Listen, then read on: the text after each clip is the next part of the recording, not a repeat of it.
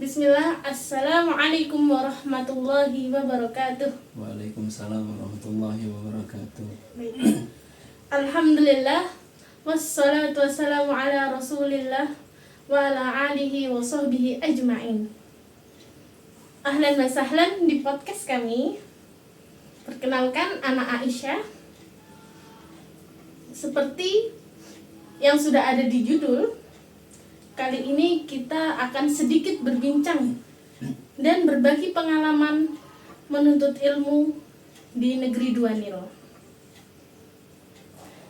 Yang dimaksud negeri Dua Nil ini adalah negara Sudan. Jadi di negara Sudan ini terkenal dengan sebutan negeri Dua Nil, karena negara tersebut merupakan pertemuan antara Sungai Nil Putih dan Sungai Nil Biru.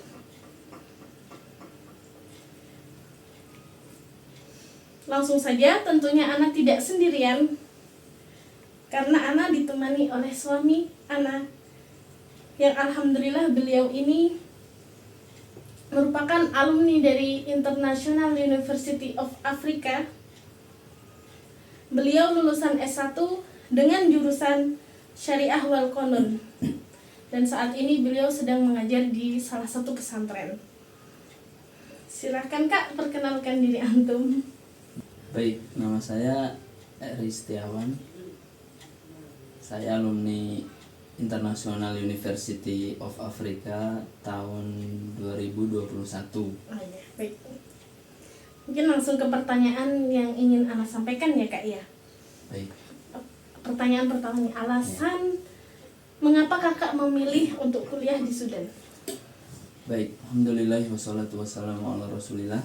Amma ba'du. Alasan pertama Ana memilih untuk kuliah atau menuntut ilmu di Sudan adalah Ana emang yang pertama memang pengen banget menuntut ilmu di luar negeri itu. Iya. Dan ingin banyak mendapatkan pengalaman di sana. Kemudian untuk alasan yang kedua, Ana pernah mendengar bahwa negara Sudan itu salah satu negara di Timur Tengah yang bahasa Arabnya bagus. Oh iya. Bahasa Arab Fushah. Sah. Maka dari itu Ana untuk alasan yang kedua ini emang pengen belajar lagi mendalami ilmu bahasa Arab juga di sana. Oh iya, baik. Insyaallah. Kemudian mengenai biaya pendidikan di sana bagaimana Kak? Untuk biaya pendidikan di sana, alhamdulillah kami waktu itu dari pesantren dikirim ke Sudan itu beasiswa. Oh, menggunakan beasiswa. Ya, Iya. jadi full beasiswa. Dari beasiswanya itu meliputi kuliah gratis, kemudian asrama juga ada, tapi ya seadanya kalau di sana soalnya. Iya. Kemudian dapat makan juga. Cuman kalau uang saku kami dari orang tua pribadi, jadi nggak dari kampus langsung. Oh, biaya mandiri biaya berarti. mandiri kalau uang saku buat keseharian di sana gitu. Baik. Jadi difasilitasin asrama ya? Berarti? Ya, difasilitasin asrama oleh pihak kampus di sana. Iya, baik Kak. Kemudian bagaimana sih cara Kakak beradaptasi di negara baru? Jadi dengan lingkungannya kan berbeda dengan Indonesia, kemudian bahasanya, juga makanan sehari-harinya tidak seperti yang kalau kita sedang di Indonesia gitu. Ya. Untuk adaptasi di Sudan emang awal-awal tuh emang agak berat, soalnya kita kan biasa di Indonesia yang semua ada ya. Iya. Di sana itu adaptasi yang pertama yang susah tuh cuacanya. Oh, Karena cuacanya. cuaca di sana itu kesehariannya bisa 40 derajat ke atas. Oh. Nggak dingin Indonesia gitu. Berarti Di sana sangat panas banget ekstrim ya, ya ekstrim cuacanya. banget panasnya. Iya. Apalagi pas Ramadan tuh biasanya puncak-puncaknya musim panas di sana. Pernah nyampe 49-50 derajat. Kemudian adaptasi yang lain juga selain cuaca itu ada bahasa. Iya, Untuk bahasa bahasa. kan insya Allah kita dari pesantren udah dibekali ilmu bahasa Arab. Iya. Jadi di sana kita alhamdulillah udah bisa menyesuaikan dengan orang-orang yang ada Iya. di sana dengan bahasanya. Tapi ada juga bahasa orang-orang di sana yang bahasa kalau bisa disebut sekarang bahasa Amiyah, Di sana namanya bahasa Dariji kalau untuk di Sudan. Oh, berarti bahasa daerah Sudan itu Ya, dari ada bahasa sendiri, bahasa khas Sudannya lah itu. Itu biasanya digunakan di pasar biasanya untuk kita bermuamalah atau transaksi dengan Oh, para iya. penjual yang ada di pasar. Tapi kalau Jadi untuk mau nggak di- mau kita lama-kelamaan di sana Iya. bisa menguasai dengan sendirinya insya Allah. Kalau untuk di kampus sendiri di jamiahnya bahasa Arabnya menggunakan bahasa apa?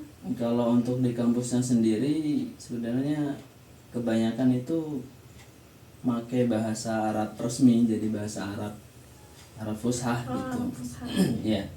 Tapi ada beberapa dosen itu yang mencampur kadang ketika di dalam kelas Baik. ketika ngajar. Baik, Kak. Kemudian kalau ini makanan sehari-hari di sana ya, Kak? Baik, untuk makanan sehari-hari di sana kita itu harus adaptasi juga karena di Indonesia kita kalau sarapan biasanya harus makan nasi dan di Iya. sana kita merasa kaget banget dengan keadaan di sana. Soalnya di sana kalau sarapan terutama yang tinggal di asrama itu sarapannya cuma roti dan ada kacang full gitu sama teh. Jadi nggak ada nasi di sana.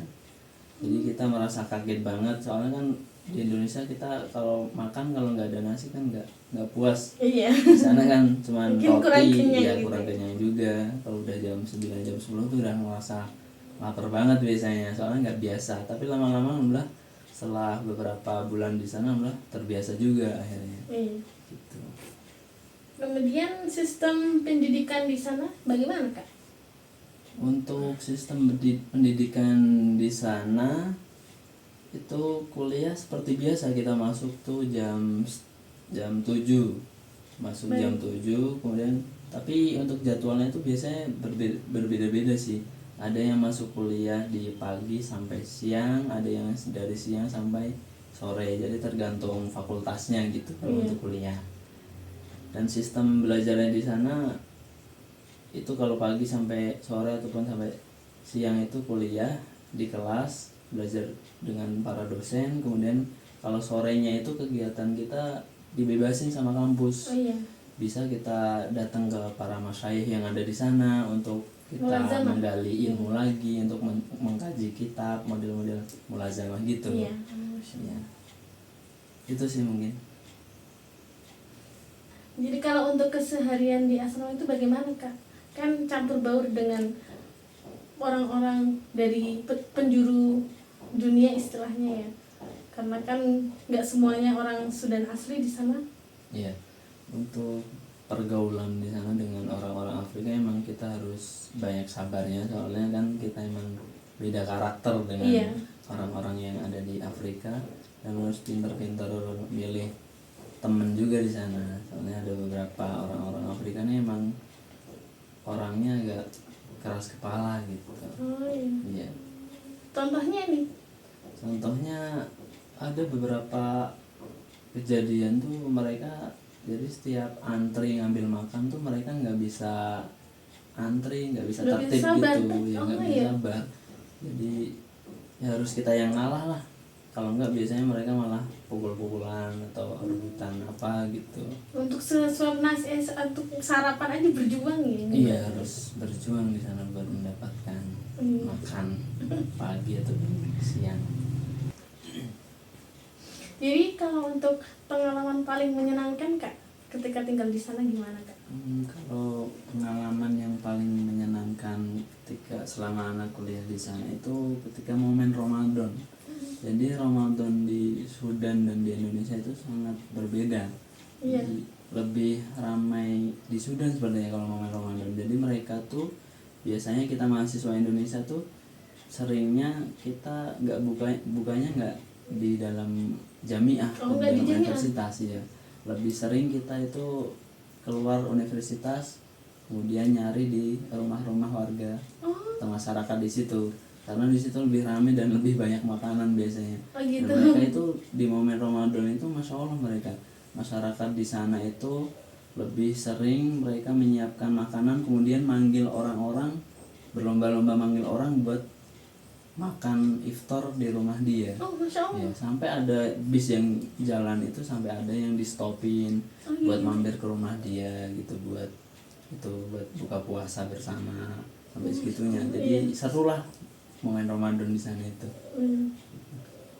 Baik Kak, kalau untuk tadi kan udah pengalaman yang paling menyenangkan ya Kak di sana. Iya. Kalau untuk pengalaman yang mungkin menyedihkan itu ada nggak ya Kak?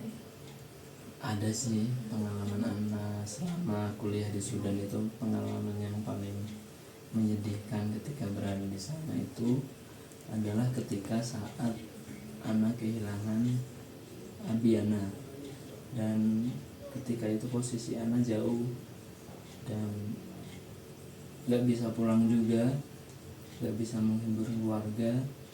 Jadi Ana sebenarnya pengen banget itu pulang ketika Abiana saat itu meninggal. Ana ingin menghibur keluarga di rumah, tapi qadarullah terhambat oleh ujian yang akan diselenggarakan oleh kampus. Karena ketika bapak Ana meninggal itu 4 atau 5 hari kemudian Ana harus ujian semester. Jadi Ana nggak bisa untuk meninggalkan ujian tersebut. Ya alhamdulillah setelah ujian berlalu, Ana alhamdulillah ada rezeki bisa buat pulang ke Indonesia buat menghibur keluarga. Itu sih momen yang paling menyedihkan buat Ana selama Ana kuliah di Sudan. Ya Allah, berat sekali ya Kak ujiannya. Iya. Mudah-mudahan Allah menempatkan Abi di surganya. Amin ya Rabbal Alamin. Ya. Terakhir nih Kak, apa saja sih pengalaman berharga selama Kak kuliah di sana? Untuk pengalaman paling berharga Ana yang nggak terlupakan itu sebenarnya pas ketika kita di jam-jam sore, waktunya kita mulazamah dengan para masyayikh di masjid-masjid masyayikh tersebut. Jadi kita itu berangkat sore, itu berangkat dari Jamiah ke tempat beliau itu biasanya udah disediakan namanya tarhil kalau di sana, tarhil. Jadi udah disewain mau bis bis besar gitu gratis, jadi kita tinggal nunggu aja, kemudian kita berangkat ke tempat atau halakoh masyayikh tersebut. Dan di sana juga nanti setelah kajian tuh biasanya kita malamnya habis isya atau selesai kajian, kita biasanya masih diberi makan malam sama mereka, sama beliau-beliau itu masyayikh tersebut. Jadi masya Allah itu momen-momen yang sangat gak bisa terlupakan lah buat Ana selama menuntut ilmu di Sudan. Iya, Masya Allah. Masya Allah, barakallahu fika. Pengalaman yang sangat luar biasa, perjuangan menuntut ilmu di luar negeri ya. Iya. Jadi dari sini kan kita bisa mengambil faedah ya, bahwa menuntut ilmu itu tidak mengenal jarak dan waktu. Iya. Jadi menuntut ilmu bisa dimanapun dan kapanpun, karena menuntut ilmu itu juga jalan menuju surga. Maka jalan kesuksesan dalam menimba ilmu itu harus menghadapi berbagai rintangan, hambatan, terus ada ujiannya, sehingga sangat-sangat membutuhkan nilai kesabaran. Sebagaimana jalan menuju surga yang penuh dengan hambatan dan ujian, kita harus terus bersabar dan menjalankannya dengan penuh ketakwaan, serta kita menjauhi hal-hal yang akan merusak perjuangan mengarungi jalan tersebut. Baik Kak, terima kasih atas waktunya. Semoga kita tidak lelah untuk terus belajar dan belajar. Jazakumullah khairan. Wassalamualaikum warahmatullahi wabarakatuh. Waalaikumsalam warahmatullahi wabarakatuh.